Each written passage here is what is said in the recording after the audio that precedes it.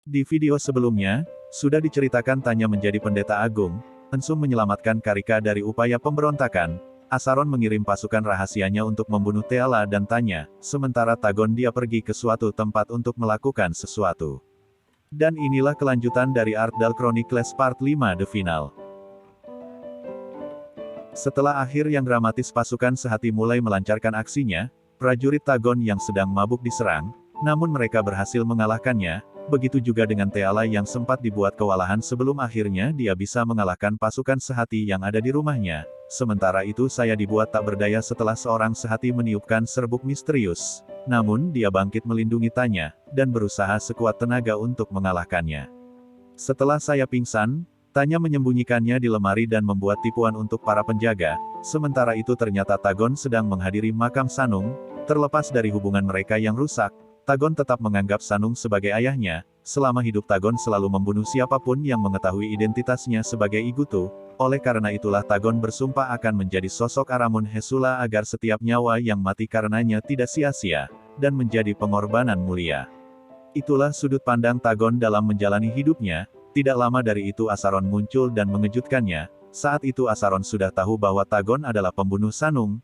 Tagon yang terbawa suasana mengakui itu dengan penyesalan, yang ternyata itu adalah jebakan Asaron. Kini para menteri sudah mengetahui kebenarannya. Asaron memerintahkan pasukannya untuk menangkap Tagon. Tidak lama dari itu lidah hitam muncul dan menusukkan belatinya, darah ungu Tagon mengalir. Perjuangannya menutupi semua ini sirna begitu saja. Dengan terpaksa Tagon membunuh mereka semua yang ada di sana. Teala yang menyadari Tagon berada dalam bahaya pergi menyusulnya. Tagon menyesal karena upayanya untuk mendapatkan tahta, terpaksa harus melalui pertumpahan darah, namun Teala mengerti, dan mendukung Tagon apapun yang terjadi. Asaron yang melarikan diri bertemu dengan Mumong Tae yang kemudian setuju untuk mengawalnya. Setelah membersihkan luka-lukanya, Tagon mendeklarasikan peperangan kepada Asaron. Setelah itu dia memerintahkan Yang Cha untuk menyelinap ke kuil agung, sementara dia dan pasukannya akan menyerang kuil dari pintu masuk, berharap bisa menemukan Asaron di sana. Sementara itu lidah hitam menemukan Tanya dan sudah siap untuk membunuhnya. Di saat yang sama Yang Cha muncul melawan lidah hitam, dan mengalahkannya dengan cepat. Setelah mengalahkan pasukan Asaron, Tagon mengumpulkan semua orang yang ada di sana. Ketika Tagon panik karena Asaron tidak ditemukan, Moong Tae tiba-tiba datang dan membawa Asaron yang sudah terikat dengan bibir yang tersumpal. Seketika Tagon membunuh Asaron sebelum dia mengungkapkan identitasnya. Asaron sudah memberitahu Moong Tae siapa Tagon sebenarnya, tapi dia bungkam dan memilih untuk setia kepada penguasa. Tidak lama dari itu Tagon tergigit ular ketika dia hendak membawa Asamut menuju penjara.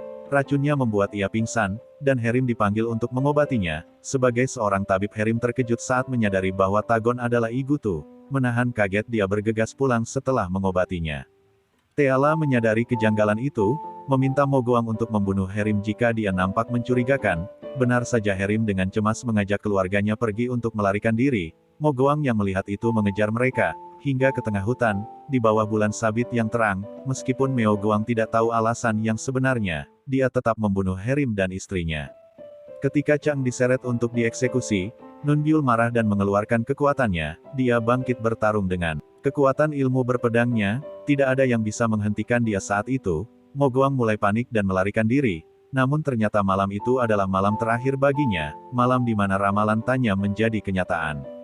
Setelah itu Nunbyul pingsan, dan satu prajurit Tagon berhasil melarikan diri setelah pemberontakan itu terjadi.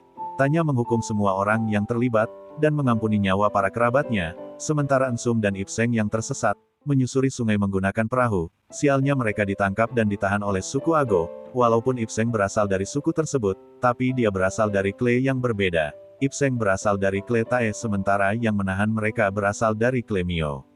Perlu diketahui suku Ago sempat bergabung dengan Serikat Ardal, namun setelah memisahkan diri, suku Ago terpecah karena hubungan mereka yang tidak akur. Mereka saling menculik anggota klan lain untuk dijual, dan dijadikan budak. Ternyata hal itu terjadi karena ulah Tagon.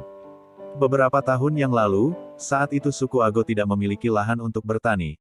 Tagon mengizinkan mereka untuk berdagang ke Ardal, namun kejamnya Tahon hanya mau menerima budak. Itulah alasannya kenapa suku Ago terpecah. Mereka terpaksa menculik orang bahkan kaumnya sendiri untuk dijual. Di lain tempat Dalse dan Badoro memutuskan untuk mencari Ensum yang tak kunjung pulang. Di perjalanan mereka tidak sengaja bertemu dengan suku Momo. Ketika mereka dihadang, Dalse menjelaskan bahwa dia hanya sedang mencari seorang Igutu. Karika yang mendengar hal itu sangat bahagia karena menemukan orang yang kenal dengan Ensum. Setelah itu mereka mencari Ensum bersama. Dalam prosesnya mereka bertemu dengan prajurit sebelumnya yang menangkap Ipseng. Menyadari bahwa Karika sedang mencari Igutu, prajurit itu menjelaskan bahwa dia memasuki wilayah suku Ago. Sementara itu Ensum dan Ipseng menipu suku Ago saat berkata bahwa Ensum adalah reinkarnasi Inai Cindy. Jika Ardal memiliki Aramun Hesula yang dianggap dewa, suku Ago memiliki Inai Cindy yang dianggap sama kuatnya dengan Aramun. Saat itu Ensum mengaku bahwa dia bertemu Inai Cindy di dalam mimpinya. Ia mengarang kata-kata untuk menyadarkan mereka supaya tidak menculik dan membebaskan para budak. Sayangnya kebohongan itu diketahui oleh tetua yang ada di sana. Namun karena perkataan Ensum hampir meyakinkan mereka, para tetua sepakat untuk mengadakan ritual pengadilan air terjun, sebuah ritual di mana subjeknya akan dijatuhkan dari air terjun yang sangat tinggi. Jika selamat mereka akan percaya kepada Ensum. Keesokan harinya ritual itu pun dimulai. Ketika Ensum diikat pada sebuah rakit, Ipseng hanya bisa diam dan merelakannya, karena dia tahu tidak ada seorang pun yang bisa selamat dari ritual itu selain Inai Cindy. Sementara itu Karika dan pasukannya bermaksud untuk menemui ketua Klenyo, mengetahui bahwa Ensum akan diadili di pengadilan air terjun. Karika dan yang lainnya bergegas untuk menyelamatkannya. Sementara itu Ensum terpontang-panting di dalam air. Ketika rakitnya hancur, arus deras membuatnya terseret hingga dia jatuh dan tenggelam ke dasar sungai. Karika dan pasukannya terjun ke air untuk menyelamatkan Ensum. Perlu kalian ketahui suku Momo adalah kelompok yang hidup dan tumbuh di perairan. Jika memasuki air semua potensi dan kemampuan mereka akan menjadi maksimal. Ensum berhasil diselamatkan, dan semuanya terlihat sangat bahagia. Setelah itu Karika memutuskan ikatannya karena sudah membalaskan kebaikan Ensum. Karika menjelaskan bahwa suku Momo akan menerima kedatangan Ensum kapanpun dan dimanapun. Setelah itu Ensum kembali untuk menjemput Ipseng. Semua orang di sana terkejut tak percaya Ensum selamat dari ritual tersebut. Kini semua orang mulai menganggapnya reinkarnasi Inai Cindy, walaupun semua orang sudah percaya. Ensum berkata bahwa dia selamat karena ditolong seseorang. Tetua di sana menjelaskan ada yang menolong atau tidak itu tidak akan terjadi jika bukan karena kehendak surga. Ensum akhirnya sadar bahwa suku Ago kini menaruh harapan kepadanya. Mereka menganggap Ensum sebagai pahlawan yang akan menyatukan kembali suku Ago seperti semula. Oleh karena itulah Ensum tidak bisa membuang harapan mereka begitu saja. Pada akhirnya Kle Ago menuruti perkataan Ensum untuk membebaskan para budak. Kembali ke Ardal, setelah aksi pemberontakan Asaron, Tagon berubah menjadi sosok yang kejam dan ditakuti. Kini dia tidak segan untuk menyakiti menteri yang tidak sepemikiran dengannya. Nampaknya saya mendukung sifat tersebut, karena dengan begitu Tagon ditakuti semua orang.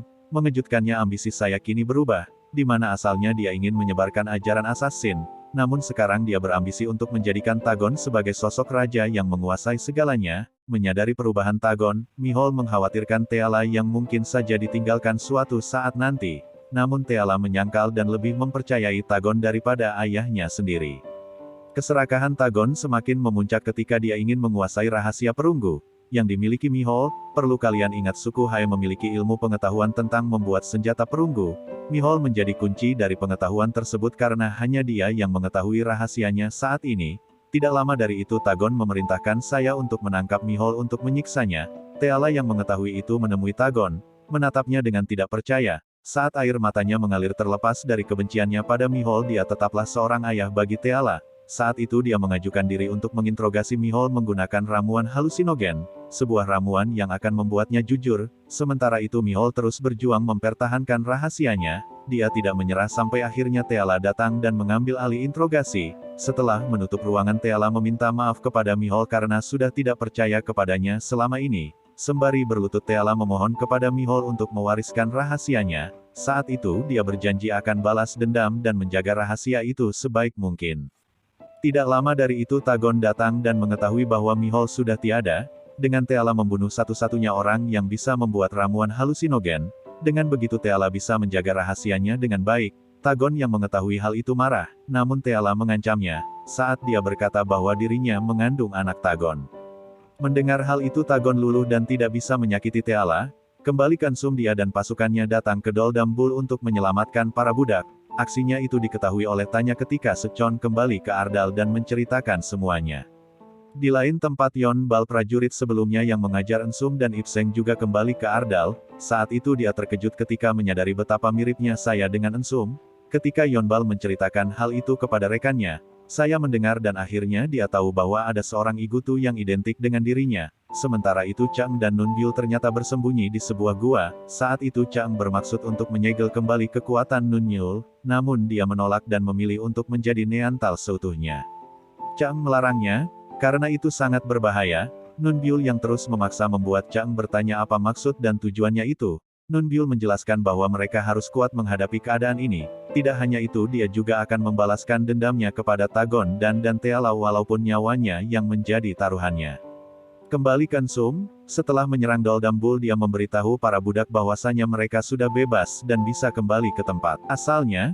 Awalnya mereka tertawa tidak percaya, namun mereka diam setelah diberitahu bahwa Ensum adalah Inai Cindi. Saat itu tetua klan Ago menugaskan mereka yang berasal dari suku Ago untuk kembali ke klannya, dan memberitahu tetua mereka untuk berkumpul, karena Inai Cindi telah kembali. Sementara itu Teala membakar tubuh Mihol dalam prosesi pemakaman. Setelah itu dia bertemu dengan Tagon yang mengungkapkan penyesalannya, dan mengajaknya untuk menikah. Teala setuju dengan syarat, Tagon harus membagikan kekuasaannya. Teala juga menegaskan bahwa rahasia perunggu tidak akan pernah dia berikan bagaimanapun caranya.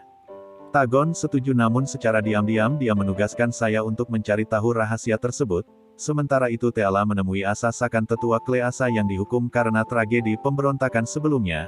Ternyata Teala mengumpulkan sisa-sisa pengikut Asaron, untuk menghadapi Tagon suatu saat nanti. Kembali ke Tanya, aksi heroik Ensum menggerakkan hatinya untuk melakukan hal serupa.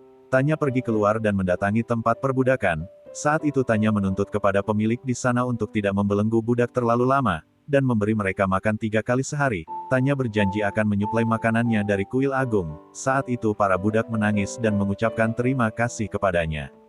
Kembali Ensum, pertemuan antar ketua klan tidak berjalan lancar, di mana mereka malah saling mengungkit dendam di masa lalu. Akhirnya mereka menolak rencana Ensum untuk membebaskan para budak, dan pergi begitu saja. Meskipun pemimpin klan Tae terus menolak, tapi para anggotanya percaya bahwa Ensum bisa menjadi harapan mereka. Saat itu Ensum yang sudah membebaskan para budak, memberi mereka motivasi untuk bersatu dan melawan ketidakadilan. Ketua klan Tae yang keras kepala membuat anggotanya geram. Mereka mulai memberontak dan bergabung dengan Ensum setelah menyingkirkan ketuanya sendiri. Sementara itu upacara penobatan telah tiba. Tanya dan Tagon berjalan di hadapan warga, pergi menuju istana sebelum penobatan dimulai. Tanya mendeklarasikan bahwa Tagon adalah reinkarnasi Aramun Hesula. Setelah itu dia menobatkan Tagon sebagai raja. Kemudian Tanya memberikan nama baru untuk para penduduk serikat. Mulai saat itu dan seterusnya mereka akan disebut subjek. Tanya melapisi mantra pada nama itu, agar mereka para rakyat atau subjek bisa menjadi apapun yang diinginkan. Ia percaya bahwa impian seseorang adalah hak pribadi, dan tidak ada yang bisa menghalangi itu bahkan raja sekalipun. Walaupun Tanya berada di sisi Tagon tapi tujuan mereka jelas berbeda. Begitu juga dengan Teala yang sudah menyiapkan sesuatu untuk menghadapi Tagon suatu saat nanti. Sementara saya kini dia mulai berambisi untuk mengungkap sosok Ensum yang menjadi kembarannya. Di saat yang sama Ensum dan yang lainnya bersorak gembira. Suku Ago ini mempunyai harapan karena sosok Inai Cindi ada di hadapan mereka. Sosok yang akan menjadi pahlawan dan mempersatukan kembali suku Ago. Walaupun hanya 2 klan yang bergabung, Ensum yakin suatu saat nanti mereka akan bersatu dan berjuang bersama. Suku Ago tidak lemah jika mereka bersatu, karena lebih dari 30.000 jiwa tersebar di berbagai klan. Ensum berharap bisa segera bertemu dengan Tanya, walaupun dia tidak yakin kapan itu akan terjadi. Penobatan ini berakhir ketika Tagon mengambil alih pidato, dan mengumumkan bahwa dia akan menaklukkan daerah lain untuk memperluas kekuasaannya. Sasaran pertamanya adalah negeri timur, tempat di mana Ensum dan suku Ago berada. Mengejutkannya ternyata Tagon memiliki seorang mata-mata yang bersembunyi di suku Ago. Perang besar akan segera terjadi.